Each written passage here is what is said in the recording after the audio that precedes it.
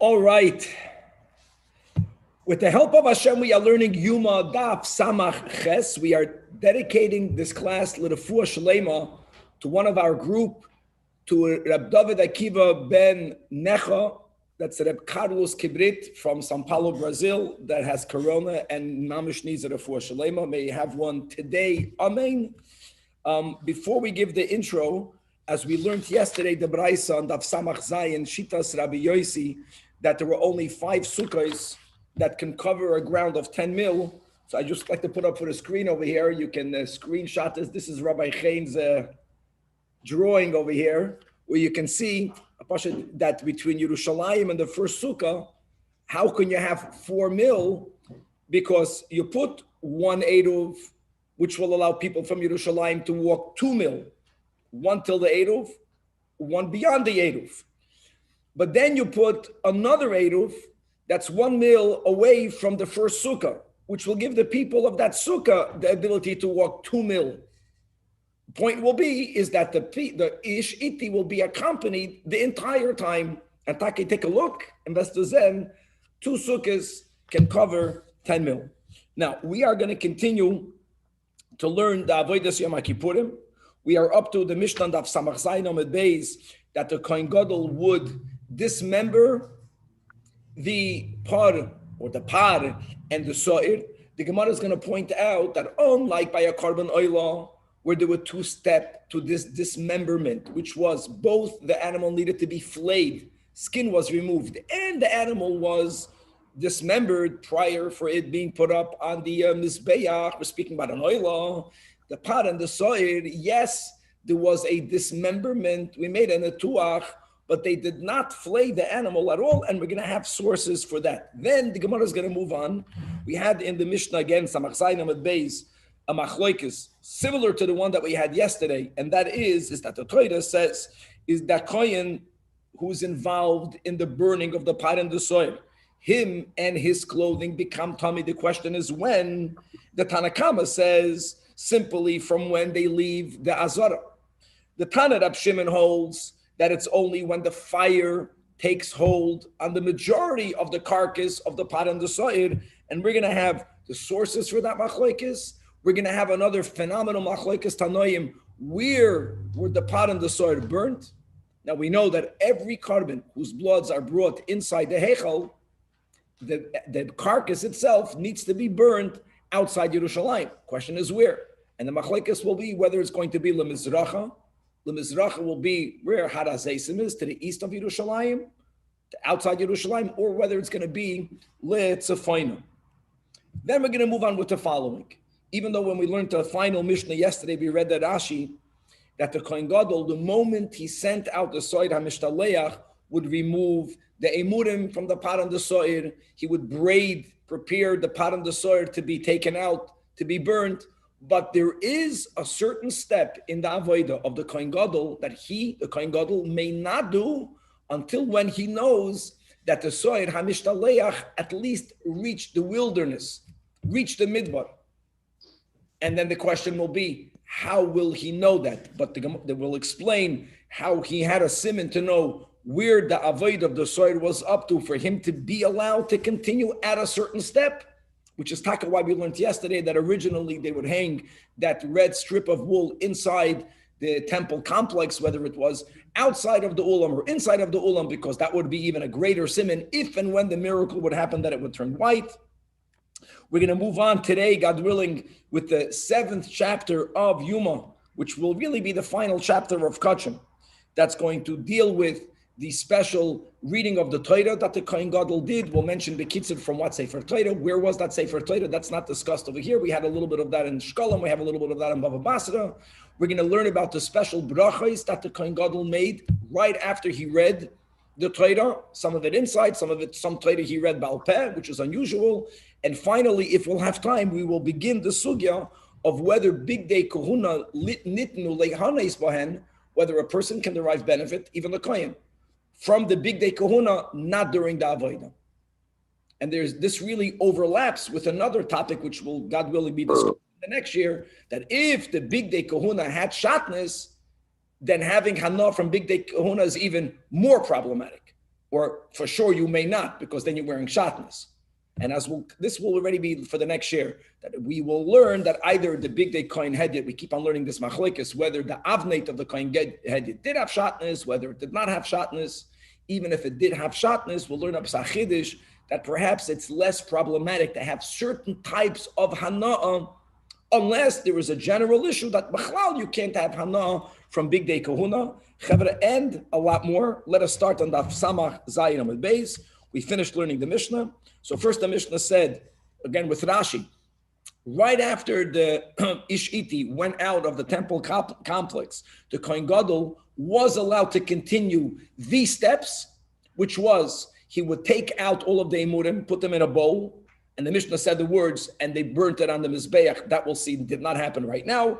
And then the Kohen Gadol would prepare the carcasses of the pot and the soil. Both of them were already slaughtered. Both of the avodas hadamim were fully finalized, but the animals needed to be burned outside, and he would prepare them. We had two versions in the Mishnah. We said that in the Yerushalmi, it simply says that the maklois, kolon b'maklois, but here our girsa is that he would somehow braid the physical carcasses together, and they would be removed. And then we had the machlokes in the Mishnah. Fine, the Torah, as we'll read out the pasuk in Achrim, says that whoever, that was not the Kohen Gadol, but the Kohen that would take them out, would the begadim have to be washed, which is arai that he and the begadim become tamei from when? Again, Tanakama, Mishayetzu chutz l'chaim esoazara, and the Tanach Rab Shimon says, Mishayatzis ha'ur berubam, when the fire catches hold on the greater part of these two animals. And now we're going to begin with the Gemara, 6 lines before the bottom of the Amud. Baruch atah Adonai Eloheinu melech haolam sha'ar kol na'im.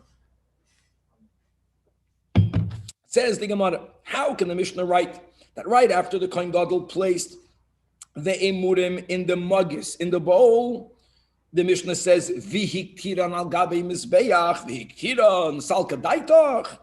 Was it now burnt on the mizbeach? Of course not. And here, let's go through the steps quickly in Rashi. We can begin in the middle of a Rashi. Just let's start 2 lines under Tosfos. In the second line, in the widest lines, in the beginning, second word, V'haloi, that's not the time to burn the emurim. Oidenu lavish b'big day lavan. He's still wearing his big day lavan. Va'adayin olav likros haparsha b'bigadam halalu. He will still read the parsha that we'll begin next chapter with. By the way, the reading of the Torah did not need to be with big day lavan, but it was not allowed to be done with big day zahav. So there was an option for the Kohen Gadol of Yom Kippur to take off the big day lavan, to wear his own white kittel. And by the way, that will be the source that a white kittel should be worn on Yom Kippur from the Mishnah. And he would read the parsha, and then then he needed to go to the mikvah, which is really Kiddush Yadayim V'Raglayim, going to the mikvah, Kiddush Yadayim V'Raglayim, and then he would get dressed with the big day zahav. This is going to be what we will be learning in next Perek. What comes next to bring the Eloi ve'el ha'am? Then he goes to the mikvah again and he gets in his big day lavan. And then he has to go inside the Holy of Holies to remove the kaf and the machto that he left there. Then he goes to the mikvah the 3rd time, imagine, for the musaf. And after the musaf, he's going to bring up these emurim. And then the Talmud shel bein ha'arbayim. So the emurim, imagine, many steps later. That's the Gemara's kasha. Doesn't fit over here. And back in the Gemara, Ella Ema, you're right. In other words, it's not that we amend the words of the Mishnah. The words are the way they are. The Mishnah, like the Chumash, is multi-layered. Rabbeinu HaKadosh meant to write lahaktiran al gabi hamizbeach, in order for them to be ready when the time will come for them to be burnt on the mizbeach. But it was indeed not done right now. Weiter. Then the Mishnah says that kilo'on b'miklo'os. So we touched the word rating from the Gemara. So Tani we learned in Abraisa. Amar Rabbi Yechanan. That means kimin kili, like a braid. They were somehow, the bodies, the carcasses of the pot and the soir were braided together. They were intertwined together. Now, more details. Tani we learned in Abraisa. When they were dismembered, they were not dismembered the way we did dismember all of the animals of a carbon oil from any carbon oil. Elon. The difference will be that how is it not different? Here, oir al gaba habasar, they did dismember it. They didn't burn the entire carcass. When we say entire, we already took out the emurim. But other than that, it's not that they put the animal in one piece on the fire, but on the other hand, they didn't flay it The only thing they did is that they cut it into pieces with its hide. That was unique. And where do we know that from? Inon Hamili, the Tanya. Rebbe Yomer, that Nemar Khan, it says over here, where's over here by the pot and side of Yom Kippur. The Torah uses the word regarding the carcass, the oir, and the basar. Sometimes the Torah speaks about the perish. The perish means its waste. The point of its waste is that the animal is not completely taken apart.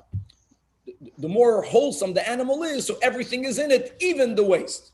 And like Rashi quotes the pasuk, it says, es oirasam, the last line in the Amid, the es besaram, the es pirsham.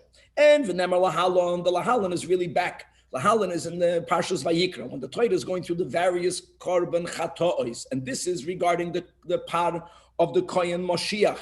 If he erroneously paskins a din, or if he paskins a din wrongfully, and then he follows that psak din, and he does something that really may not be done. Normally you bring a chatos, which is a female animal, but a kohen gadol, known here as the kohen that's anointed, but it means any kohen gadol, kohen Moshiach, brings a par whose blood is offered inside, and therefore the animal has to be burnt outside. And when the Torah is describing it, it also says, oir ubasar uperesh, and like Rashi writes, the exact words in the Torah is ve'es oir hapar, ve'es kol besoroi, al roishoy, ve'al karov, v'kirboy upirshoy. Oh, so now, daf samaches, so says the Gemara, we make the following gzeira shava, and that is, ma lahalan al yedei netuach, just like by the par Moshiach, they dismembered it, but there was no flaying. Afkan alidei netuach v'lo alidei hafshet. Gzeira shav. Now the question is, how do we know that over there the animal was not flayed? V'hasa min alam v'ayter nacha b'raisa. The Tanya. It says v'kirboy upirshoy v'hoitzi. All right. Now the word v'hoitzi implies that it was removed in one act, which means that in the temple complex, it wasn't yet there dismembered. If not, you would speak about Lashon Abim, because then there would be many body parts or animal parts, and they will be removed. It being removed means right now it's whole. This is about the Par Mashiach. You might think you burn it also in one piece. You don't dismember it at all. Oh, that not. Why? Because Nemar Khan, it says by an ordinary oil that Roishoy Ukirav, I'm sorry, Nemar Khan Roishoy Ukirav by here by the Par Mashiach, and the Nemar Lahalon. The Lahalon is by a Korban Oilam. Now the correct version is Roishoy Ukirav. So Ma Lahalon by an Oilam, Alidei Netuach, Afkan Alidei Netuach. 1 second, if we are comparing the Par Mashiach to the Oila, says the Braisa Ma Lahalon, we know by an Oila, they would first take off the hide. That was the whole thing, that the hide of the Oilam, right, had value. It went to the Kohanim and how they divided it. So just like by the oil, there was hefshet, you take off the skin, you flay it. Afkan by the Par Moshiach, maybe there should be hefshet, right? Roisho Yukara'ov, Talmud Leimer, no. Vikirboy upirshoy. Now, how does that prove that it was partially, that it was not flayed? Asks the Gemara, interrupting the Braisa. What's the raya from those words? Amarav Papa. Whenever an animal was burnt to God with its waste, there's no doubt. Why is it not disrespectful? Because it's not pshat you're burning the waste. The animal you're leaving whole, and the waste is inside. It's like concealed. So just like whenever the waste was burnt, it was because it was inside, it was covered. So the besarai, the basar of the Par Moshiach is going to be like its waist. It's also going to be covered. Now, what covers the flesh must be the hide. Gavaldik. Besarai ba'orai. So now that we have that limud by Par Moshiach, now we have a Gzeira Shava from Par Moshiach to the Par and the Soir of Yom HaKippurim. And just to quickly, Chazer, we don't say a double hekish by Kachim, but this is not a hekish. This is a Gzeira Shava. Okay, weiter. In the Mishnah, we had two shitas. Again, Tanakama, when it leaves Choymas Azara, shitas Rab Shimon, Mishayatzis Ha'ar Beruban. Tana Rabbana, we learned in a Braisa. And Chavre, before we begin, just to say that the pasuk that speaks about the tumah of the kohen that is actually burning the pot in the soil, chutz lamachna, is an achri mois, that's Pedek Tezayim, Pasik Chav Zayin and Pasik Chav Ches, and we have to know both psukim, beginning with Pasik Chav Zayin that reads that there's parachatos, ve'esirachatos, etc. Yoitzi el michutz lamachna. Chutz lamachna can mean outside the azara. One machna. It could have meant even on Harabais. We'll see how we know that michutz lamachna taka means outside Yerushalayim. V'sorfu b'eish es oirasam v'es besarim v'es pirisham. That's pasuk chav zayin, and then the Torah continues in pasuk chav ches that v'hasoyref oisam, the one who did the burning, yechabes bigadov, has to wash his garments, and v'rachatz es besarei b'moyim, and only afterwards v'achar ken yavei elamachna. Okay. Says the Gemara, says the Brais, when it says Yoitzi Yam L'chutz Lamachna V'Sarfu L'Halon Ato Noisen Lehem Shalosh Machnois. Elsewhere, where we find in the Torah that the remains of the animal is not to be offered on the outer altar, but it has to be burnt outside. And where is that? Like we mentioned, Par Koy Moshiach, Par Helam Davar Shel Tzibur. It's really every animal whose bloods were offered inside the Heichel. The emurim will always be burnt in the outer altar, but the remains of the animal will be taken out. And by the way, we're speaking about chatois. By other chatois, once you burn the emurim, the meat is given to the kaihanim. It's kachikachim. Not over here. It's completely burned. So just like over there, where would you burn the par helam davar? Where do you burn the kohen par Moshiach, the part of the Mashiach? Out of the three machnas. Now, how does the Braisa know it? We don't know yet.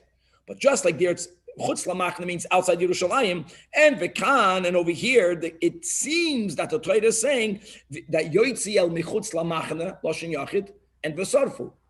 That could imply you dafka don't take it out of the three machnas, but we know it can be. V'kanat enoisem lehem machna achas, for sure not. For sure, when the Torah says that yoitzi el michutz lamachna, it doesn't mean one machna and burn it. So why did Hashem write words that can allow someone to misconstrue, to misunderstand? When we know it's not. It has to be here like there. So to tell you another din. Not where it's burnt, but when does the kohen become tummy? Kiven sheyatza chutz lamachna achas. Not like we learned in the previous daf when you leave Yerushalayim. No. When the carcass is removed out, machna achas, then already mitam and begadim. We didn't burn it yet. He's taking it out for it to be burnt. That is the shita of the Tanach who says chutz l'chaymas azara. Now, it was predicated on the fact that just like over there by par Mashiach, by par helam davar, you burn it chutz l'shalosh machnas. How do you know that? The Tanya. So we're going to begin with Parshas Vayikra in the beginning on par of the Kohen Moshiach. It says, V'hoitzi es kol hapar, says the Braisa, to where, it's chutz l'shalosh machnas. Machna Shechina, which is the Azara, Machna Levia outside Harabayis, and even outside Yerushalayim. Says the Braisa, Ato oimer chutz l'shalosh machnas, how do you know? Oyeinu elo chutz l'machna achas. There also the Torah only speaks about removing it in the singular. The answer is the Braisa, because since Kishu Oimer, when the pasuk goes to another pod that's burnt outside, which is the pod Helam Davar Shel Tzibur, there the Torah again says that it's burnt chutz lamachna. Again, just that by itself would mean one machna.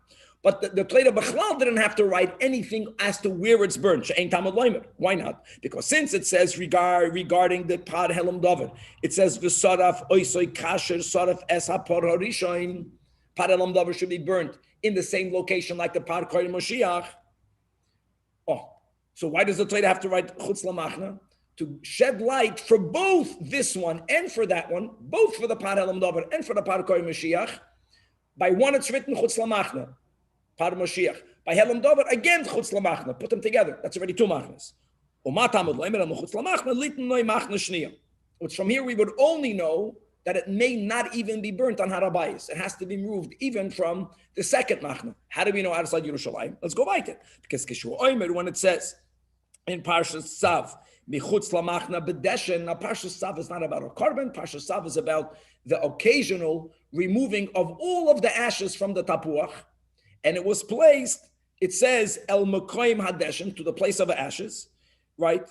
And over there it says, Chutz lamachna, by the deshen. And here again, She'ein Talmud Leimer, the words Chutz lamachna regarding where the deshen was deposited is also not needed because it says El Shefach Hadeshen, to the place where the ash is burnt. This pasuk is not speaking about the deshen. This pasuk is speaking about the par Elam Davar, the par Moshiach, that it's burnt to the place of the deshen. Now, if we already know that the par Moshiach and the par Elam Davar are burnt at least chutz lamachna levia, but wherever that is, that's where you pour the ashes. So why did the Torah write by the ashes again, el michutz lamachna, to connect all three together? By each one, the Torah writes chutz lamachna, which means by each one, it's michutz l'shalish machnas. So 10 loy machna shlishis. So beautiful. In other words, the location of the chatois hanasos bifrim is chutz l'shalish machnas.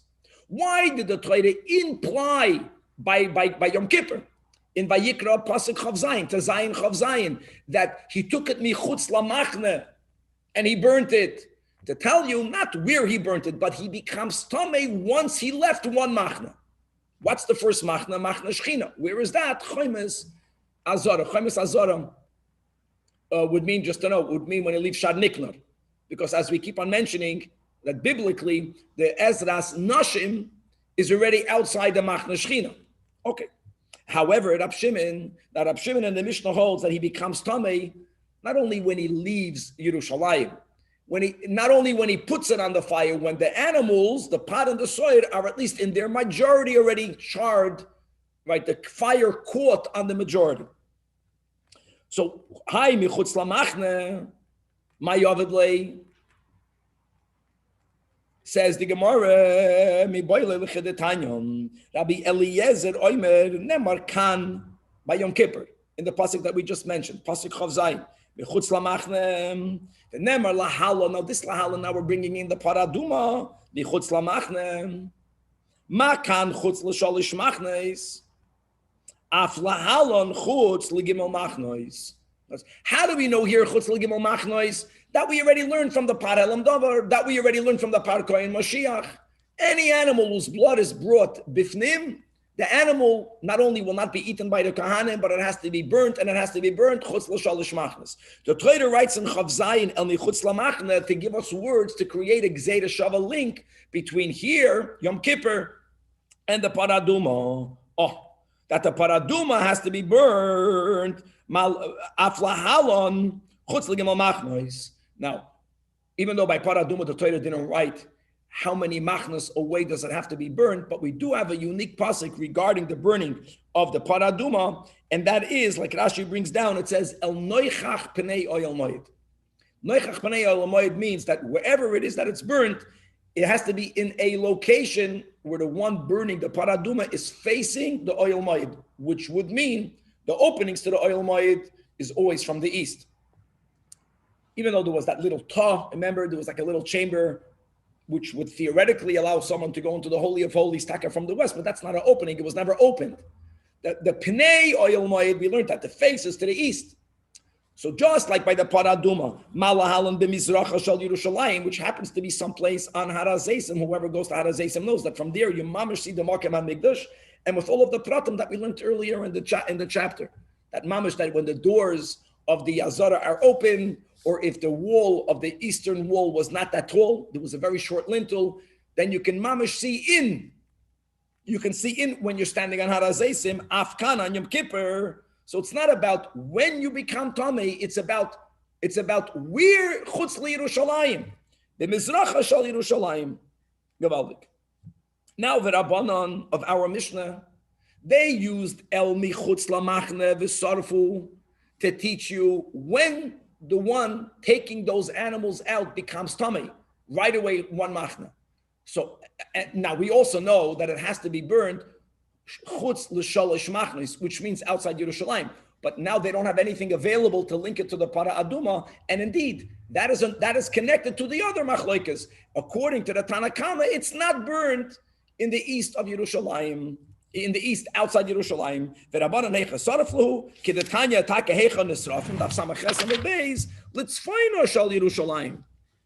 Once you don't have a link to the Paraduma, it's almost logic dictates you got to go to the north. Why to the north? So Rashi writes on the top of the Amid, Shekol Masachatas B'Tzafim. If this would have been done inside the Azara, well, Chatas isn't only a Chatas, but all Kachay Kachim are connected to the north.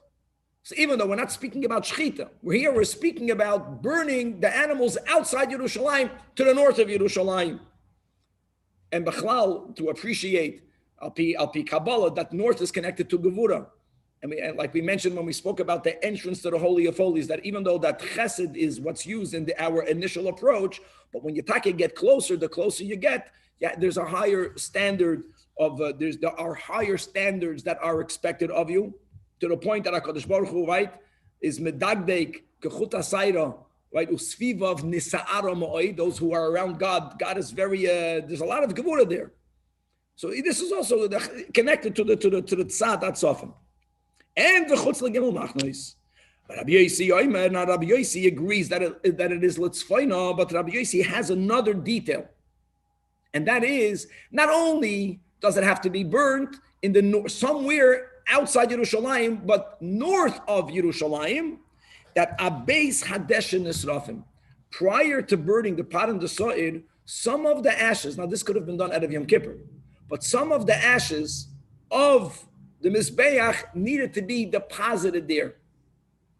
It's amazing. Ashes also represent tremendous amount of Gevura, because you only get ashes through burning. So there has to be a Beis Hadeshin. Look inside the top line. A Beis Hadeshin, says Rashi, that Sarech Shiyagdim L'Sham Deshin HaMizbeach Sheyehei Nikra Koidim Lochein Mekoim Shefech Hadeshin. And by the way, says Rashi, that means, what are they arguing about? The Tanakama here also says Litzvaina. This Braisa does not subscribe to Rab Shimon, to our Rab Shimon, that there is this Gezerah Shava between the Par V'Soid to Paraduma. And because according to him, it's Takadan Mizracha. Even if it's done Litzvaina, you have a new machlokes, whether there needed to be ashes pre-deposited there or not. Amar Rava, man Tana the Palagalei de Rabbi Yossi, which is our Tanakama, who holds yes, Litzfaina, Tanakama of the Braisa, but you did not need to have ashes prior to the burning deposited there. It's Rabbi Eliezer ben Yaakov who did Tanyam, and this pasuk is psukim that we have by Par Kohen Moshiach, where it says El Shefech Hadeshen Yisarev. So what does that mean? Sheyehei L'Sham Deshen. And we're comparing them all together. And if that's the case by the Par Kohen Moshiach, that will be the case by the Par and the So'ir. Okay, L'chayda, that's a clear pasuk. How can you argue with that? So says Rabbi Eliezer ben Yaakov that the meaning of the word Shefech Hadeshen, the way we'll understand it right now, doesn't mean that you needed to have ashes deposited there. It means, where is it? The word Shefech means Meshupach. Meshupach means a slanted place. It means that it shouldn't be flat. A place where if you were to pour deshen, many times when you pour something, you don't want it to accumulate there, so it's advantageous to pour it on an incline or on a decline. And the pshat that the Rava understands from Rabbi Eliezer ben Yaakov is that he's saying that it doesn't need to have deshen. Even though it sounds that literally it says El Shefach Hadeshen. No, it's more about the Shefach, to a place where it would be better to pour. An inclined, a declined place. Says Abaye to Rava, you didn't understand Pshat and Rabbi Eliezer ben Yaakov. Rabbi Eliezer ben Yaakov is not disagreeing with the Tanakama. Both of them hold that there has to be ash pre-deposited in the location where you're going to burn the Par Helam Davar and the Par Kohen Moshiach and the Par Rosh Hashanah Kippurim. There is a machlokes whether you need to have another precondition. That's what Abaye is saying. L'kula alma, there has to be deshen. Now, do we care if the earth is flat or is it slanted? That's the machlokes. Rabbi Eliezer ben Yaakov adds another precondition. V'dilma b'mekoymei meshufach hu depligi. But they both agree that ashes has to be placed there, and if that will be the case, then the Tanakama of the Brais on top of the Amid is not Rabbi Eliezer ben Yaakov. Nikudam. Weiter, Tana, what I'm going to know. Now we're going on Pasuk Chav Ches. We're back to Yom Kippur, that the kohen that would burn these two animals, his garments and him will become tamei. V'hasoirev, says the Braisa. It's very similar to the Braisa we had yesterday. Only hasoirev matama begadim. Only the one that's burning these two animals, they and their garments become pure. But v'loy hamatzis, but not esuur, not the one who is lighting the fire. If you're lighting the fire, you don't become tamei. Sfasemis makes it clear. There's a machlokes achreinim here. If the carcass is already on the pyre, according to many, then the one who lit the fire is the one burning it.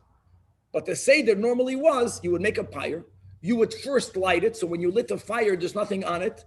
This is like the machlokes Ashkenazim and Sfardim when it comes to bishalakum. Right, is lighting the fire enough, even though the food is not on it, which is that's our sheet of the Ramah of the Ashkenazim, and the Sfardim hold to have a higher standard that the Bishul Yisrael has to be that the Yid is lighting the fire if the food is already there, or manipulating the food in any way, but not just lighting the fire. That's not, and in our case, that's not going to make that person tamei, nor v'loy hamasader samaracha, nor the one organizing the pyre. The ezehu hasoidef. Now, lest you think that you know who becomes tamei, only the guy that did the whole thing. Someone put the animals on it and he burnt it. There are details. Says the Braisa, zeha misayeya b'shas reifa. Like the way it's explained. If you put your coin, you put the animals on the pyre. Came along coin number 2 and he turned the animals over. He turned the animals over because the Torah wants for it to be burnt.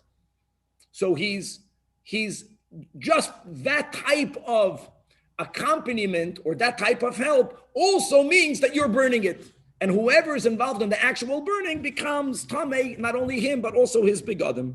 Yachal af mishenasu efer metamim begadim. You might think that once the carcasses mamish became ash, and then someone maybe was checking them to see if they're ash, so they were moving them on the pyre. Maybe that person should also become tamei, because you said that even just a misayeya becomes tamei. Nah, that's why the Torah says v'hasreid of oisam. Them means they are be'en, they exist. Oisam metamim begadim v'loy mishenasu efer metamim begadim. Once they became ash, they're not metamim begadim. Weiter, Rabbi Elazar ben Rab Shimon Omer. Again, this is regarding the hapar and the so'ir, that hapar metame. Yeah, what brings about tuma? The animal, the carcass, but the animal. But once nitach habasar, once the meat decomposing, the Gemara will say, is a step before turning ash. Even from then, and if someone then turned it over or was checking it out, already enematama begadim. And my benayu between the Tanakam and Avlaz ben Shimon, iku benayu the shavia charucha, when it became charred, but it's not ash. So according to the Tanakama, we only exclude from the tamei only after the remains are mamish ash. If it's not ash, it's called oisam. Even if it's charucha, still called oisam. Metama begadim. According to Rabbi Elazar ben Shimon, he's more lenient. Once it's already like not edible, once it's already fabrent, then it's not going to be metama begadim of whichever coin is going to be there, turning the meat over, making sure that it's fully burnt, etc. Now, the final Mishnah in our Pedic, that's going to bring together a comment that we made yesterday. Like, did the Kohen Gadol need to know that the Soir HaMishtaleach's avoida, at least the minimal parts of it were done or not? So Rashi in the Mishnah Daf Samach Zayin Amud Beis said, Boloi etzel par v'soir, to cut them up and take out the imurim. Rashi wrote clearly, he did that immediately. And a chanami. For that, the moment he sent out the Soir HaMishtaleach, it left Shad Niknor, he went to take out the imurim, he braided the carcasses, but there is a step of the Kohen Gadol's avoida that may not be done until the Soir HaMishtaleach came to the wilderness. Let's read the Mishnah. Amru loy l'Kohen Gadol. Once they tell the Kohen, they would tell the Kohen Gadol, now higia Soir lamidbar. Why did the Bichlal have to make that announcement? Look inside Rashi. Amru loy l'Kohen Gadol v'chulei. Taking out the imurim is not called an avoida. Braiding the two carcasses is not called an avoida. It was something that needed to be done. But in an avoida acheres, the Kohen Gadol cannot do. Until when? This is Shitas Rashi. At shehigia soir lamidbar. Other Rishonim say more. Other Rishonim say that he can only go weiter after the soid is pushed off the cliff, or at least until when it reached the cliff. This has to do with something we spoke about yesterday, from when could have sometimes the red strip turn white. So we saw already clearly in the Gemara that it wasn't after it was pushed off the cliff, once you tied it on the rock, once you tied it the last step on the horns. Here he's saying it needed at least to reach the wilderness. Shenemar, Rashi quotes the pasuk, "V'shilach es hasoir bamidbar." The Torah says bamidbar, and v'acharkach it says v'es chelav hachatos yakter hamizbecha. Now again, the chelav of chatos yakter hamizbecha. We just began today learning the Rashi a daf ago. That was way later. All Rashi wants to point out is that there has to be certain steps that can only be done after the sword reached the desert. And when was that? We'll see in our Mishnah. The Mishnah doesn't even say what he was going to do. That's going to be the next Pedic. It's amazing how Rebbe divided it.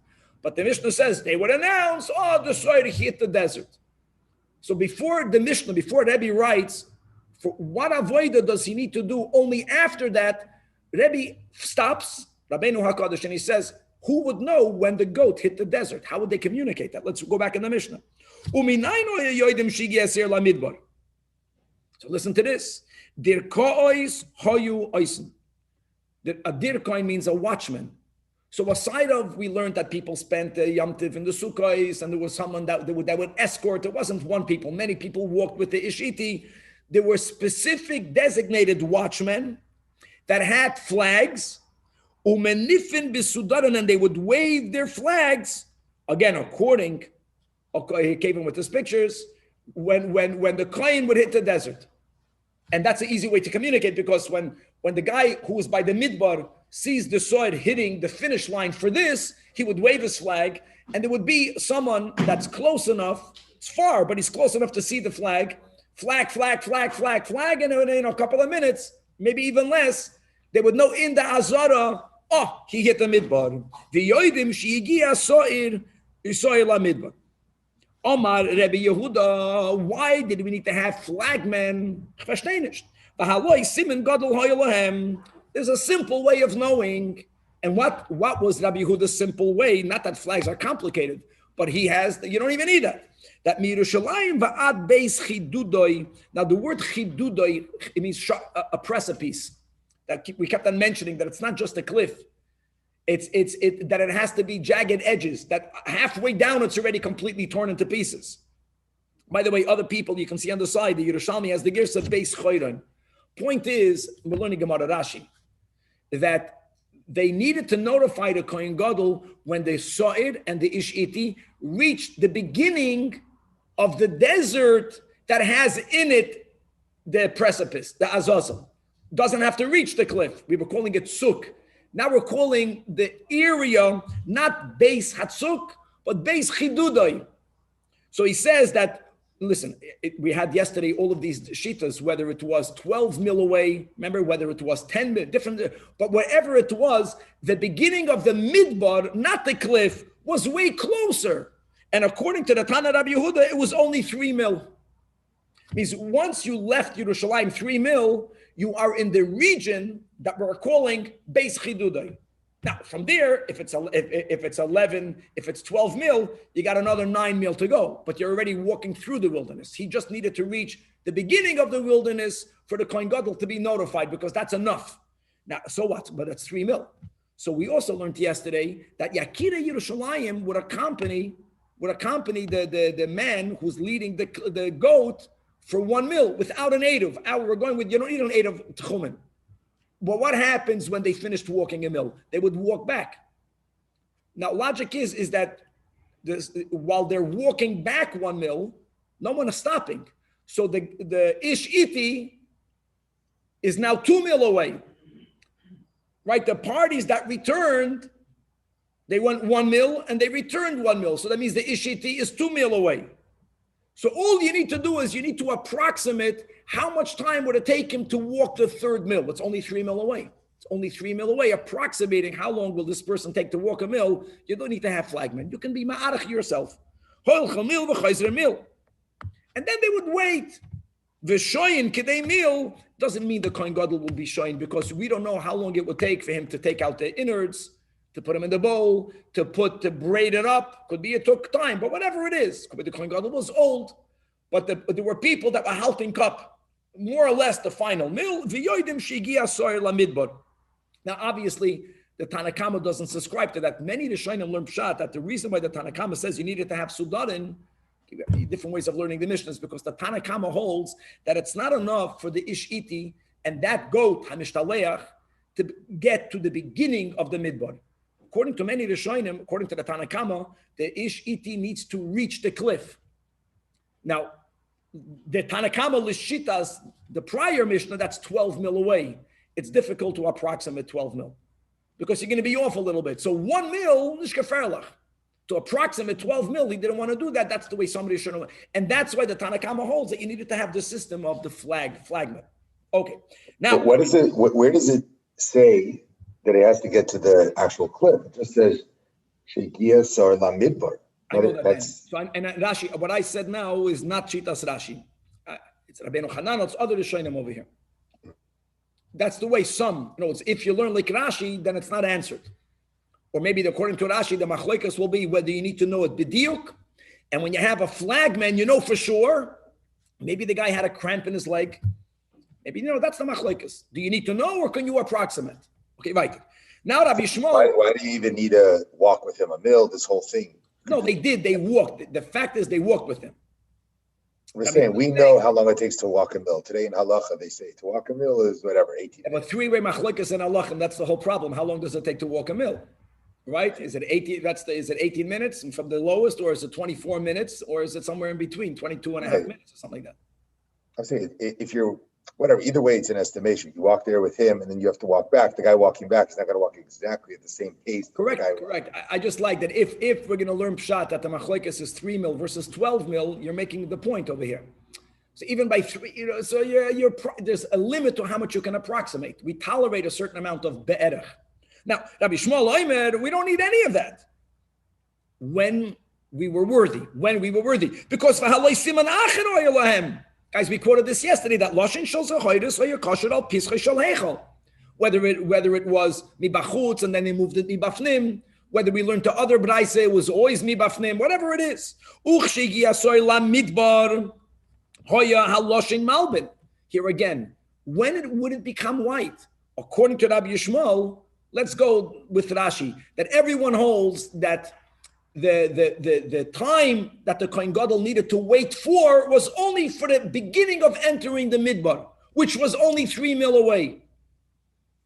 This is not the way we learned yesterday, that only after they finished tying the string, only from then on would it become white. He holds, Rabbi Shmuel holds, that it would become white the moment it went to the Midbar. So look at the Lashon during the times that that strip red of the wool was in the Heichel, was in the Ulam. Second Beis HaMikdash we learned before Bisman Shemin HaTzadik, it happened all the 40 years. Between Shemin HaTzadik and the last 40 years are the Nisht. That's what we learned. And then at the last 40 years, none of these miracles happened. Shenam, as it says, and here we're quoting, we learned this yesterday, this pasuk is the closest we get to this whole avoid of tying the red wool. Nowhere is this mentioned in the Torah. Not even Beremes. Im yiu chatoechem kashanim, then kasheleg yalbinu. This bepoil happened on Yom Kippur in the Beis HaMikdash. So Amar Abaye regarding Shitas Rabbi Yehuda, Shmami, no, this is Rabbi Yehuda, that Beis Chidudoi Bamidbar Kaima. In other words, that we call the entry of the desert the Beis Chidudoi, which again, 3 mil. The cliff, it's 12 mil. Doesn't matter, but that region begins 3 mil, and Vahar Kamash Milan, and there's the Chiddush here will be the Kasav Rabbi Yehuda, Kivin Shehigia Soy La Midbar, Nasas Mitzvasoi. And not that Nasas Mitzvasoi only when you reach the cliff, because if Nasas Mitzvasoi would have been only when you reach the cliff, right, then forget about the point we made regarding Rabbi Shmuel becoming white. If only Natzis Misvasi until you come to the cliff, once we established that what we learned yesterday, the taking out the imurim, the braiding of the animals, that we can do right away. But there is a certain step in the avodah, which will be the next Pedic, which will be the Kohen Gadol's reading whatever he needs to read from the Sefer Torah inside, some Psukim Bal Peh. If he needed to wait until the Soyer HaMishtalech's mitzvah was done, so you clearly see that it's already done only when it's 3 mil outside Yerushalayim, even though it's going to go another 9 mil. And we already mentioned that before, that Rabbi Yehuda Bechlal holds that even vidui on the Soyer HaMishtalech is not essential. So you have different levels of not essential. If you didn't do anything, it's good. Even if you're doing the mitzvah, not b'diavad, lechatchila, you're doing the vidui, you're sending it out. But the moment it reached the desert, you're good to go. It's very meaningful, because if you think about, if the soyer is the representatives of our sin, that the soyer is our avedas, how far do our sins have to be away from us for us to feel we're in the clear? Some people know that unless they see their sins going down the cliff and getting dismembered, Redzich Neshain, that you're far away from it, just like that, it's coming back. Rabbi Yehuda holds it's already out of the city. Shein genuk. Look, that's the machlokes. And on that we say, Hadran Allah, Shnei Seirei, we will, God willing, come back to you, Shnei Seirei. And now we are entering the 7th chapter. Guys, it's almost bittersweet, because this is really the last Pedic of Kachim, until we come to Kachim. Even though, of course, we'll have many Dinei Kachim, because the 8th chapter, we're coming towards the end, is about Yom Kippur, even in Golos, about the 5 Inuyim. But this is the final Pedic that's going through every step of the Avodah of Yom Kippur. So now that we said in the previous Pedic that Amru Loyla Kohen Gadol, they knew, however they knew, the Soyer came to the Midbar. Now the Kohen Gadol goes weiter. Now what's the weiter? Where are we up to? The Kohen Gadol, Kohen Gadol likrois. The Kohen Gadol now is going to come to read. Now, before we mention what he read, from what he read, etc., we have to clarify in what begodim did he read. Now we are going back, right? He began in the morning with the big day Zov that we went through. At Khan, he only changed once into the big day Lovin. With all of the Ketores, the Dam, the Soir, even what he did yesterday, what we learned about taking out the Emurim, all of that is with big day Lovin. All of that is with big day Lovin. The reading of the Torah is going to be a very unique step. He may not wear the big day Zahav now, but he doesn't have to remain in the big day Kohuna Gedoyla of Yom Kippur, which is the special big day Lovin. So what's the option? That he had his own begodim, on Yom Kippur white. If he wanted, he could have put on his own white robe, his own kittel. Let's read inside. Im ratza likras with big day boots. Big day boots is one of the words for linen. And if he wanted to wear the holy begodim, the same begodim he wore when he entered the Kodesh Kachim, then he's allowed to do so. But ve'im lav, but if he doesn't want to wear it, the big day lavan, the big day boots, he wants to remove it, he can remove it, but he cannot yet put on the big day zav. We'll explain, because this is not called the avodah proper. So what does he do? He's allowed to read it be'itztelis lavan in his white robe. See, white, that's the source of the kittel. That belongs to him. So that's Aleph, very interesting, as an in-between step. Now he's going to be reading partially from the inside, but he needs to get a Sefer Torah. So there was a Seder, the way the Sefer Torah was brought to him. Fascinating. Chazan HaKnesses. The word Chazan here means the Shamash. Right? Above the Shamash is the Gabbai. The Gabbai is called in the Mishnah the head of the Shul. He's called the head because it's the Gabbai that decides, Rashi writes, who gets the Aliyahs, who should be the Baal Tefilla. He's the leader of the Seder of the Beis HaKnesses. The Chazan works for the Gabbai. Now, Beis HaKnesses, Rashi writes here, the Beis HaKnesses on Harabayis. Why? Now, that Beis HaKnesses needs to have a Chazan, needs to have a Gabbai. They were the ones involved in bringing the Sefer Torah to the Kohen Gadol. So it says Chazan HaKnesses Noitel Sefer Torah. It's just not clear where was the Sefer Torah. So you would think, Rashi writes, the Chazan HaKnesses is the Beis HaKnesses on the Harabayis. He was the Chazan there. So lest you think, as some say, that the Sefer Torah was from the Beis HaKnesses on the Harabayis, Toisvis, Baba Basra, Daf Yud Dalid, when we spoke about that whole machloikis about the 13th Sefer Torah that Moshe Rabbeinu wrote, Each one he gave to a different shevet. One was left in the temple, and it was placed at Machloikis. Remember that made Rabbi Yehuda inside the Aron Kodesh or outside the Aron HaKodesh. That's in that context. Tosfos holds that he quotes our Gemara Yoma. He understands that on Yom Kippur, once a year, the Kohen Gadol read from the Sefer Torah that Moshe Rabbeinu wrote that was kept the entire year in the Kodesh Kachim. That's a big thing. That's a big thing because who brought it? How did they get it? The Mishnah didn't write that the Kohen Gadol in one of his trips in and out also took with him a Sefer Torah. And we mentioned this when we learned Shkolim. According to the Tanach, that the Sefer Torah of Moshe Rabbeinu wasn't outside the Aron HaKodesh, it was inside the Aron HaKodesh. What does that mean? That they opened up the Kapoiras? So that's the big topic over here. We already mentioned, we learned one day, we began with Ashtikul Zohar. There are certain steps that the Rabbeinu HaKadosh, is leaving B'chashoy. He's hinting it, we just don't see it. But there's a machloikis where it came from. Tosfos holds this Sefer Torah was the Sefer Torah that Moshe Rabbeinu wrote that was kept in the Kodesh Kachim. If it wouldn't be the Kohen Gadol, was anyone else allowed to enter there? We already learned no one else is allowed to enter there. Derech from the Panei, from the curtains. There were other ways of getting in there. We just mentioned it today. You could have even come through the top from the back. You can come from the ceiling. The Chayda that didn't go down from the ceiling. It's not mentioned here. But we would get the Sefer Torah Shekasvei Moshe. And the Chazan wouldn't give it directly to the Kohen Gadol. There was a Seder that the Noisnoi L'Roish HaKnesses, that's what we call the Gabbai. The Rosh HaKnesses would give it to the Skan, to the deputy of the Kohen Gadol. The Skan Noisnoi the Kohen Gadol. Now the Kohen Gadol, Oymed u'mekabel, he would stand up. Oy Gevalt. He would stand up. Doesn't that imply that he was sitting? The Gemara is we're going to learn that next year. What do you mean he was sitting? No one is allowed to sit over there. We're going to clarify where this was. And we'll see that since this happened in what we call the Ezras Nashim, that biblically at Kedushas Harabayis, Midoraisa, even though Midrabanan we added stringencies, and the whole problem of no one being allowed to sit in the place of the Beis Hamikdash, other L'malche Beis David, doesn't apply to Ezras Nashim. And V'koira, what would he read? So here the Mishnah says he would read Achrei Mois, the beginning of Parshas Achrei Mois, Vayikra Tazayin, until the end of the Seder of Yom Kippur. And number two, Va'ach Ba'asar. Now guys, Va'ach Ba'asar, what we read on Yontif, that's in Parshas Emer. In Parshas Emer, the Torah goes through all the Yomim Tovim. Then the Ach Ba'asar, L'chodesh HaShvi, so he went from Achrei Mois to Emer, which is not that far away. All of that was read from the inside.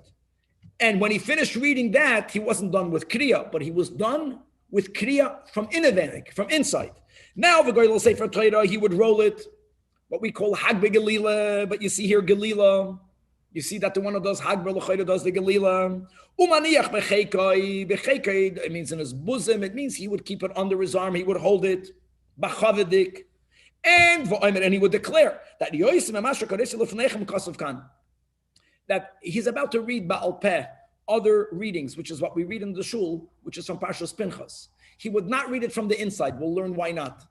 But a person might have thought that if you're reading out of a Sefer Torah, and then you continue to read certain portions that are not inside, maybe there's a mistake in the Sefer Torah.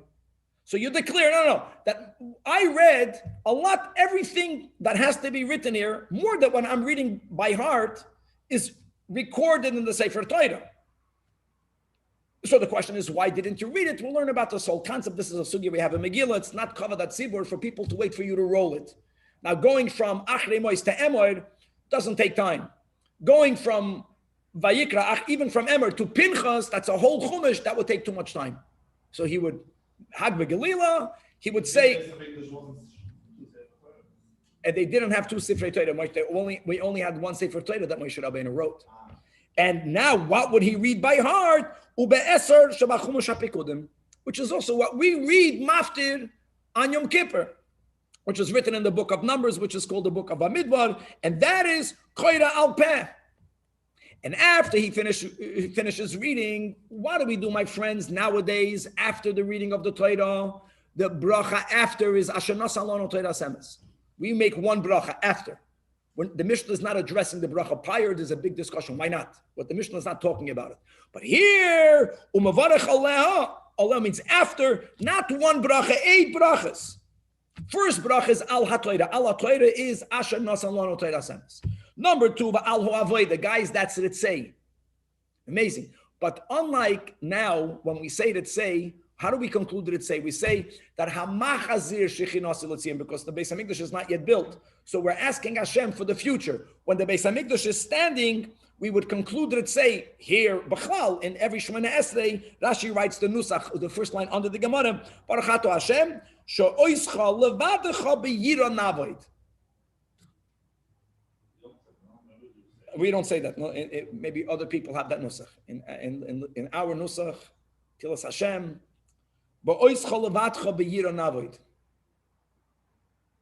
maybe that's the bracha that maybe the Ashkenazim make over there after Hashkivenu up. Sounds like familiar with that. Let's go right. Va'al ha'hoidah, which is moedim. Then va'al mechila so'avin, Rashi writes, mechila so'avin is the normal bracha that we add in Yom Kippur. Right, we have noch all avonos amcha beis Yisrael by Yom Kippurim as melech moichel v'selech la'avonosenu. That bracha that's unique to Yom Kippur.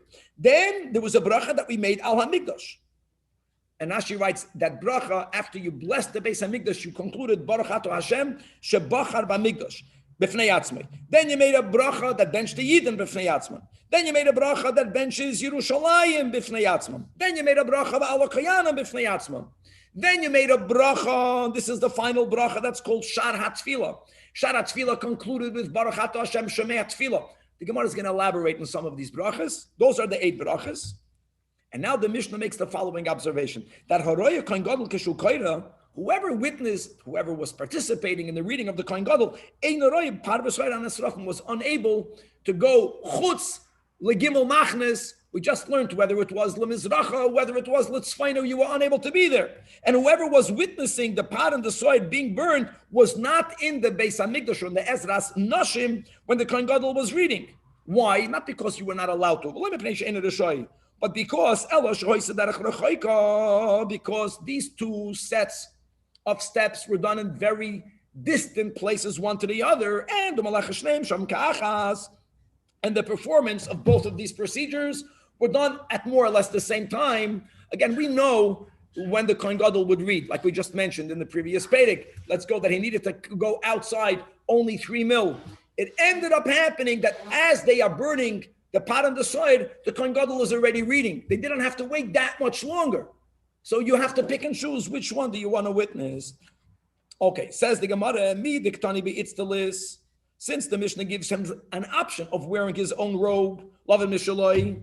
Well, first of all, michlal dekriya lav avoidehi, for sure, because if the reading is called an avoida, it's like amazing. Guys, if it would bichlal not be anything, so to say, then why would he have to wait for the soil to get to the midbar? But it's not avoida proper. If it's avoida proper, you have to wear big day kahuna, either white or gold. Now, the problem is, the focus will be, yet it says that if he wants to continue wearing the special big day lovin, likres with big day boots, then koira.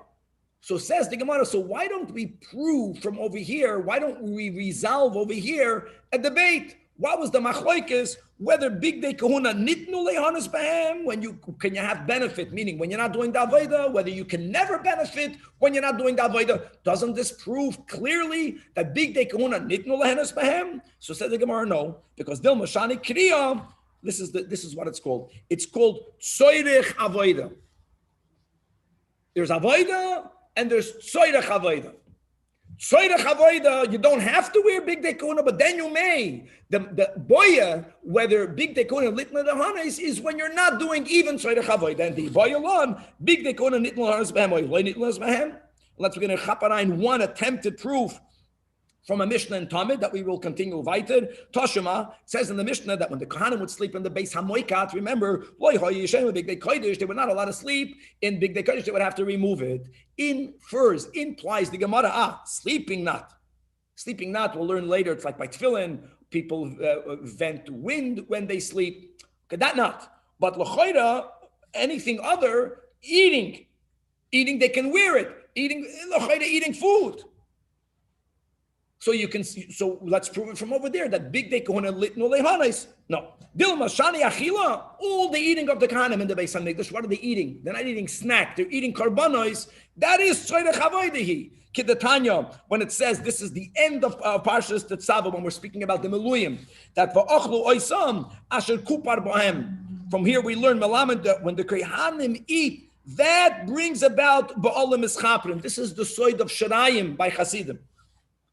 Again, the Gemara says, maybe another proof. Shinu deloy. Okay, sleeping, you can't sleep. But haluchim ahalchim. But maybe when they stroll, when they shpatzir, you can go. So the Gemara says, no, that's not a raya. Maybe let's go that big day kahuna lavli hadas nitnu. And bedinu the hiluchinami loy. That's samachtes.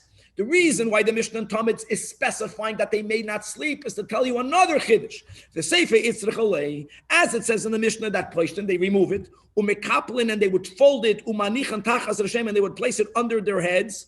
Now that's a chiddush. What's the emphasis is not that you can't sleep with it. The emphasis is that they can leave it under their heads. We'll see the next year near their heads. You might have thought that since again people vent wind while they sleep, it has to be even further from them.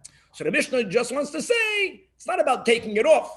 Taking it off, but you can put it under your heads. But you can't prove one way or the other whether Big Tekuna, yes, nitnu lahonis or not, and that will leave, God willing, for Daf Samachtes to be continued. Rabbi, just a quick question. If people could only see one of the others, whatever the kain, either he's laning or he's doing the avodah, how would the kohen get from one place to another? The kohen didn't burn it, Tzvika. The kohen gadol got it. The kohen needed to burn it, not a kohen gadol. I was thinking, who would pick to see the burning?